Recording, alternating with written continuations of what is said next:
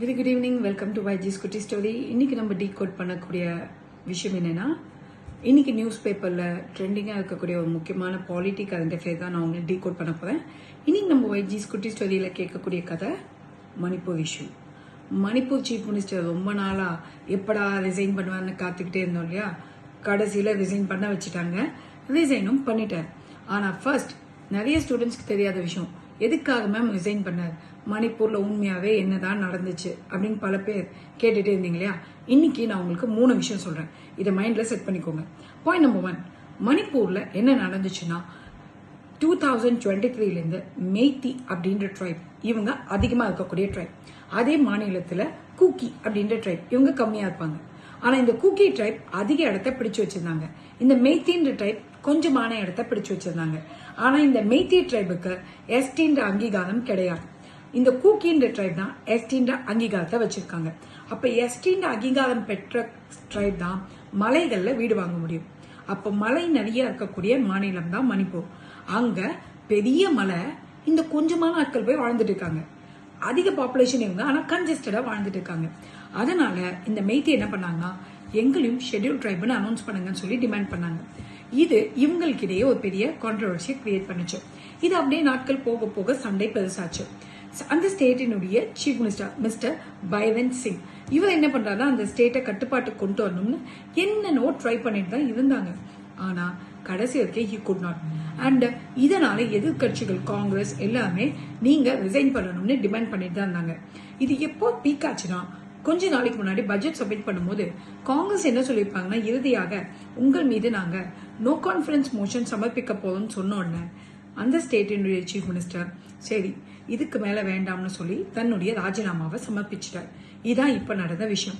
இப்ப நம்ம தெரிஞ்சுக்க வேண்டிய விஷயம் என்னன்னா, கான்ஸ்டிடியூஷன்ல இவங்களுக்கு என்ன சொல்லியிருக்கு, ஒரு சீஃப் மினிஸ்டர் ரிசைன் பண்ணினா என்ன நடக்கும், இதை இன்னைக்கு நான் சொல்றேன்.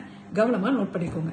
According to article 168, state legislature அப்படின்றது governor plus 2 houses, that is state legislative council and state legislative assembly.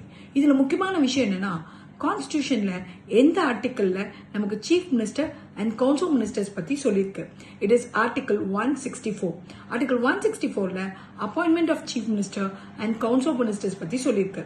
And அதே ஆர்டிகல் 164ல தான் நம்மளோட சீஃப் மினிஸ்டர் அண்ட் கவுன்சில் மினிஸ்டர்ஸினுடைய பதவி காலம் பத்தி சொல்லியிருக்கு.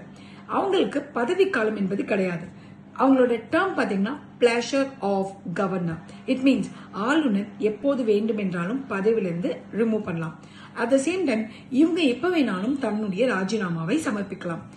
அண்ட் சீஃப் மினிஸ்டரை பொதுவாக பிரைம் மினிஸ்டருக்கு இணையானவங்க தான் சீஃப் மினிஸ்டர். பிரைம் மினிஸ்டர் எப்படி captain of the boat, chief மினிஸ்டரும் ஸ்டேட் அரசாங்கத்தினுடைய கேப்டன். அப்போ அந்த கேப்டன் தன்னுடைய ராஜினாமாவை கொடுத்தா இமீடியட்டா இவங்க கூட இருக்கக்கூடிய மற்ற அமைச்சர்களும் ரெசிக்னேஷனை கொடுக்கணும். அப்போ இமீடியட்டா நடக்கக்கூடிய விஷயம் என்னன்னா, அரசாங்கம் கலைக்கப்படும். We call them as government dissolution. அப்ப கவர்மெண்ட் டெசல்யூஷன்னா, ஃபார் எக்ஸாம்பிள் நான் தான் சீஃப் மினிஸ்டர் அப்படின்னா பொதுவாக நான் எம்எல்ஏவாகவும் இருப்பேன், சீஃப் மினிஸ்டராகவும் இருப்பேன். அப்போ நான் ரிசைன் பண்ணது என்னுடைய சீஃப் மினிஸ்டர் பதவியை தானே தவிர என்னுடைய எம்எல்ஏ பதவியே கிடையாது. அப்ப அரசாங்கம் கலைக்கப்பட்டதுன்னா என்னுடைய அமைச்சர் பதவி போயிடும், நான் போய் எம்எல்ஏவா உட்காந்துருப்பேன். புரிஞ்சுதுங்களா? இதுதான் இப்ப நடந்துச்சு. இப்போ எனக்கு பதிலாக ஆல்டர்னேட்டிவா இன்னொரு ஆளை சீஃப் மினிஸ்டரா அப்பாயிண்ட் பண்ணலாம். ஆனா இப்ப மணிப்பூர்ல என்ன ஆச்சுன்னா, இப்ப எனக்கு சப்போர்ட் பண்ண அளவுக்கு என் கட்சியோ இல்ல எதிர்கட்சிகளோ இன்னொரு நபருக்கு அங்க சப்போர்ட் பண்ணல. அதனால இப்போ அங்க அசம்பிளி இருக்கக்கூடிய சினாரியோவை சஸ்பெண்டட் அனிமேஷன் சொல்லுவாங்க.